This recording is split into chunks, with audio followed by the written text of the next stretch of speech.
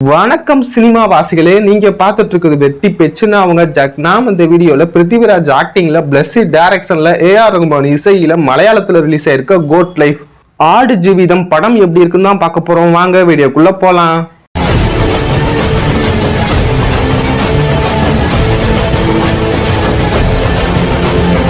ஆடு ஜீவிதம் இந்த படம் வழக்கமான கமர்ஷியல் படங்கள் மாதிரி கிடையாது. வாழ்வியலை சொல்ற படம். தமிழ் சினிமால எப்படி வெற்றிமாறன் நாவல்ஸ் ட்ரூ இன்சிடென்ட்ஸை பேஸ் பண்ணி படம் எடுக்கிறாரோ அதே மாதிரி கேரளால பிளஸ்ஸி ட்ரூ இன்சிடென்ட்டை பேஸ் பண்ணி கேரளால 2008 ரிலீஸ் ஆன தி கோட்டேஸ் நாவலை இன்ஸ்பயர் பண்ணி படம் எடுத்திருக்காரு. இந்த படத்தோட பட்ஜெட் மட்டுமே 80 கோடி. 80 கோடிங்கிறது தமிழ் சினிமாக்கு வேணா சின்ன விஷயமா இருக்கலாம், ஆனா கேரளாக்கு இது ஒரு மிகப்பெரிய விஷயம். மலையாள சினிமா ரொம்ப சின்ன சினிமா, அங்க வர்ற ரிட்டர்ன்ஸுமே ரொம்ப கம்மி தான். அதனாலேயே அவங்க பட்ஜெட்ல ரொம்ப லிமிட்டடா தான் இருப்பாங்க. இதுக்கு முன்னாடி 100 கோடி ரூபாய் ஒரு படத்தை எடுத்திருக்காங்க. அந்த படம் தான் மலையாள சூப்பர் ஸ்டார் மோகன்லாலோட மரகர். அந்த படத்துக்கு அடுத்து மிகப்பெரிய பட்ஜெட்ல உருவாக்கப்பட்ட படம்னா அது இதுதான் கோட் லைஃப். தமிழ் சினிமாக்கு எப்படி பொன்னியின் செல்வன் நாவல் ஒரு கனவா இருந்துச்சோ அதே மாதிரிதான் மலையாள சினிமாக்கு இந்த கோட்டேஸ் நாவல். வளவளன்னு பேசாம ஸ்ட்ரைட்டா கண்டென்ட் குள்ள போயிடலாம். அப்போ ஆரம்பிக்கலாங்களா? ஆடு ஜீவிதம் கோட் லைஃப். இந்த படத்தோட ஸ்டோரி என்னன்னா, கேரளால ஆலப்புழால இருக்க நம்ம ஹீரோ நஜீப் முகமது குடும்ப கஷ்டத்துக்காக, பண தேவைக்காக ஃபேமிலியை விட்டுட்டு சவுதிக்கு வேலைக்கு போறாரு. அவரோட அக்கிம்னு ஒரு சின்ன பையனும் வேலைக்கு போறான். இவங்க ஏகப்பட்ட கனவுகளோட சவுதி அரேபியா போய் இறங்குறாங்க. ஆனா அவங்களுக்கு அங்க கொடுக்கப்பட்ட வேலையோ ஆடு ஒட்டகங்களை மேய்க்கிறது பாலைவனத்துல. இவங்க அங்க ரொம்ப கஷ்டப்படுறாங்க. பாலைவனத்துல தண்ணிங்கிறது தங்க மாதிரி, அதனால ரொம்ப லிமிட்டடா தான் செலவு பண்றாங்க. குளிக்க கூடாது, தண்ணியை ரொம்ப குடிக்க கூடாது, ஏன் டாய்லெட் போனா கூட கழுவ கூடாது, தொடச்சுக்கணும். சாப்பாடுமே ரொட்டி துண்டு தான் கிடைக்குது. பளிச்சுன்னு வேலைக்கு போன ஆளு மங்கி போய் மண்ணு கணக்கா ஆளு அடையாளமே தெரியாத மாதிரி மாறிட்டாரு. இது பத்தாதுன்னு அவனோட முதலாளியும் அவனை போட்டு ரொம்ப கொடுமைப்படுத்துவான், அடிப்பான், உதப்பான், தொல்லை தாங்க முடியாது. அப்படிப்பட்ட நரகத்துல இருந்து பாலைவனத்தை கடந்து திரும்ப இந்தியாவுக்கு நஜீப்பும் அக்கீமும் வந்தாங்களா இல்லையாங்கிறது இந்த படத்தோட கதை. இப்போ இந்த படத்தோட பாசிட்டிவ் சைட் பார்த்தலாம். ஃபர்ஸ்ட் பாசிட்டிவ்னா அது பிருத்திவிராஜ் தான். மனுஷன் நஜீப்பா நடிச்சிருக்காருன்னு சொல்றதை விட நஜீப்பா வாழ்ந்திருக்காருன்னு சொல்லலாம். அந்த அளவுக்கு இந்த படத்துக்காக கஷ்டப்பட்டிருக்காரு. படத்தோட ஸ்டார்டிங்ல 80 கிலோ எடை இருக்க ஒரு ஆளா தான் இருப்பாரு. ஆனா படம் போக போக 50 கிலோ இருக்க ஒரு ஆளா மாறிடுவாரு. வெறும் எடையை மட்டும் குறைக்கல, அவரோட கால் உடஞ்ச மாதிரி இந்த படத்துல நடிக்கணும். அதையுமே இந்த படம் முழுக்க செம்மையா நடிச்சிருக்காரு. லிட்டரலா லொடுக்கு பாண்டி எப்படி நொண்டிக்கிட்டே போவாரோ அதே மாதிரி இந்த படம் முழுக்க நம்ம பிருத்திவிராஜ் நொண்டிக்கிட்டே தான் நடப்பாரு. அதை பார்க்கும்போது நம்மளுக்கு கஷ்டமா இருக்கும்.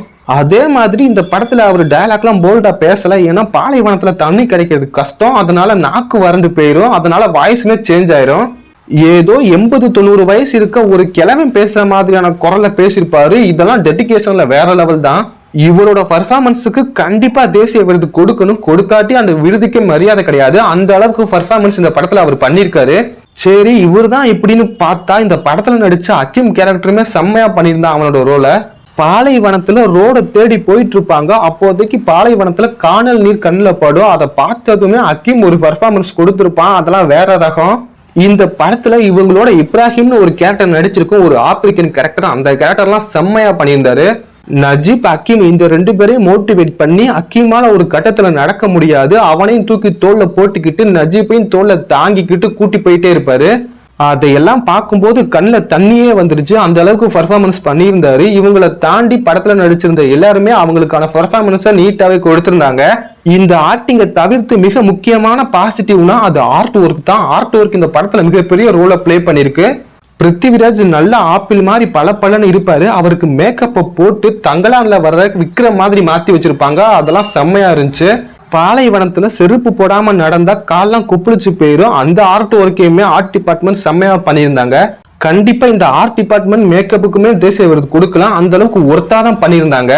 இதை தாண்டி மியூசிக்னு பார்த்தா இந்த படத்துக்கு எந்த அளவுக்கு தேவையோ அந்த அளவுக்கு ஏஆர் ரகுமான் நீட்டா பிரசன்ட் பண்ணியிருந்தாரு. சினிமோட்டோகிராஃபியுமே செம்மையா பண்ணியிருந்தாங்க. பாலைவனத்தை வேற ஆங்கிள் காட்டியிருப்பாங்க ரொம்பவே பியூட்டிஃபுல்லா.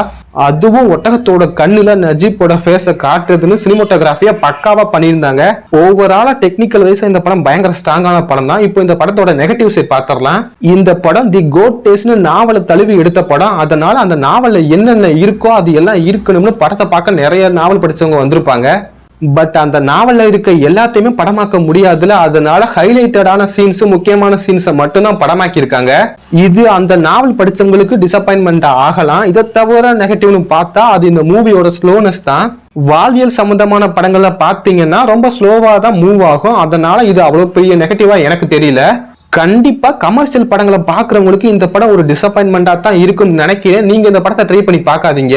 மத்தபடி இந்த படம் தங்குங்க. இந்த படத்தை கண்டிப்பா ட்ரை பண்ணி பாருங்க. இந்த படத்துக்கு வெட்டி பேச்சோட ரேட்டிங் 4.5 அவுட் ஆஃப் 5. இந்த வீடியோ பிடிச்சிருந்தா லைக் பண்ணிக்கோங்க. அடுத்து ஒரு நல்ல வீடியோ சந்திக்கும் வரை டட்டா பை பை வாட்டா.